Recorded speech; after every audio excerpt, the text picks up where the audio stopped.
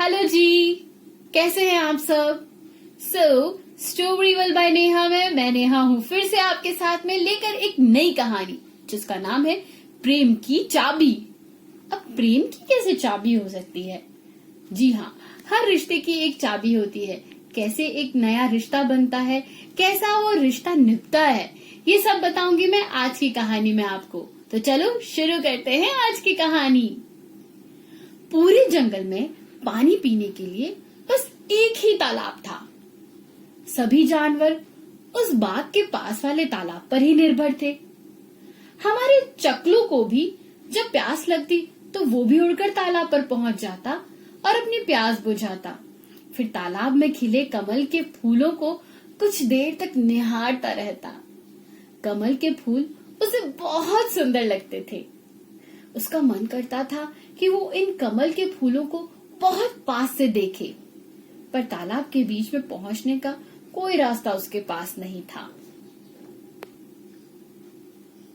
और चकलू के mummy papa ने भी कई बार उसे समझाया था कि बड़े तालाब के ऊपर मत उड़ना, पर फिर भी बार बार उसका मन तालाब के ऊपर उड़ने, कमल कछुए मछलियों को देखने को करता था।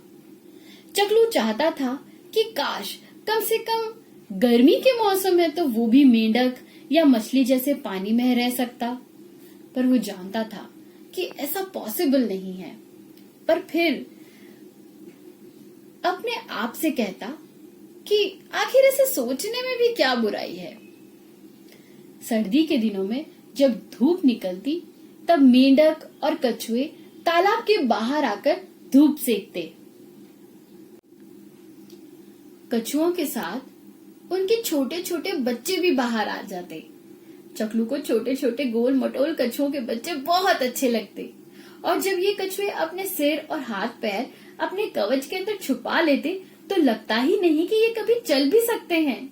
ये उसे गोल मटोल पत्थर जैसे ही लगते थे। पर जब ये कछुए चलने के लिए अपने हाथ पैर बाहर निकालते तो चकलू को बहुत मजा आता। चकलू का मन करता था कि इन कछुओं से दोस्ती कर ले। इसलिए चकलू एक दिन कछुए के एक बच्चे के पास पहुंचा और बोला, मेरा नाम चकलू है।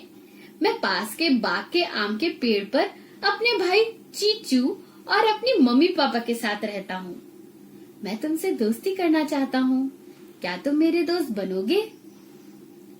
कछुए ने गर्दन बाहर निकाली और चकलू की तरफ देखकर बोला, हाँ, ये मुंह और मसूर की दाल।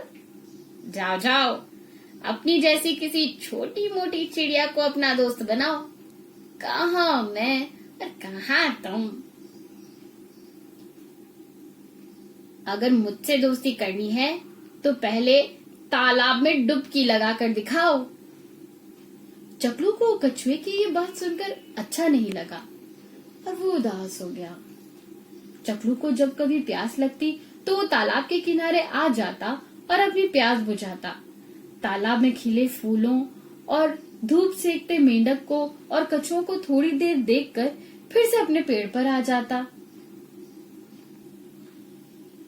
एक दिन जब चकलू तालाब के किनारे बैठा था तभी उसकी नजर एक छोटे कछुए पर पड़ी।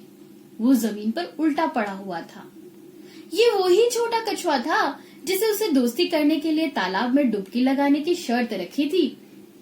चकलू उस कछुए के पास गया और बोला, कछुआ जी, लगता है आप एक्सरसाइज कर रहे हो, पर मैंने आपको पहले ऐसे कभी करते देखा नहीं।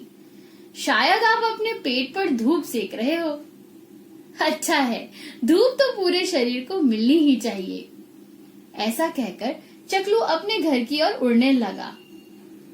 वो उड़ने ही वाला था कि छोटा कछुआ दुखी होकर रोने जैसी आवाज में बोला, प्यारे चकलू, मेरे दोस्त, मेरे पास आओ। मैं कोई कसरत वसरत नहीं कर रहा। एक छोटे पत्थर पर धीरे धीरे चलने के बाद मैं उतर रहा था तो मेरा पैर फिसलकर उल्टा हो गया और अब सीधा ही नहीं हो पा रहा हूँ। प्लीज मेरी मदद करो, वरना मैं तालाब के बाहर पड़ा पड़ा मर जाऊंगा।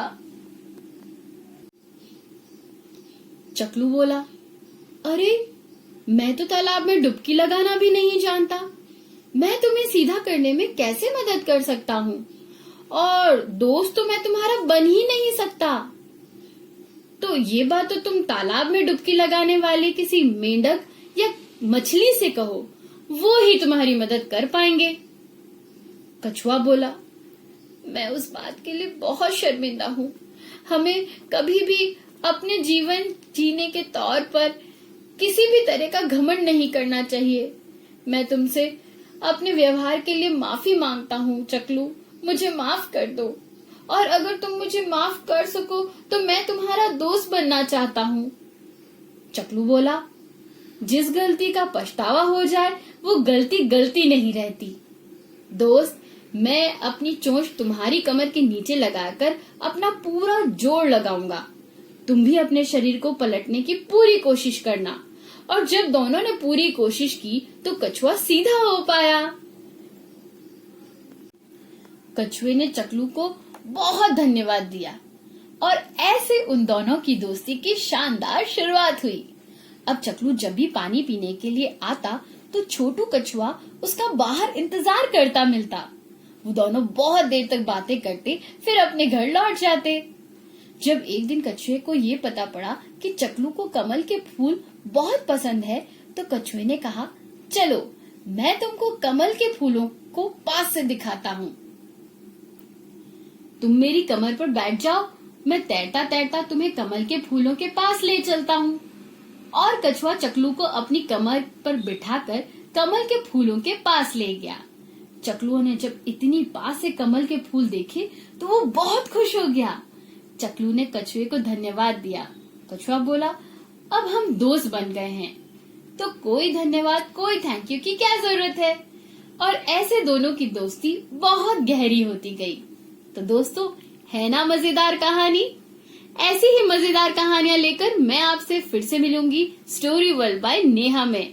तब तक keep subscribe and keep watching. Enjoy. Bye bye. Take care.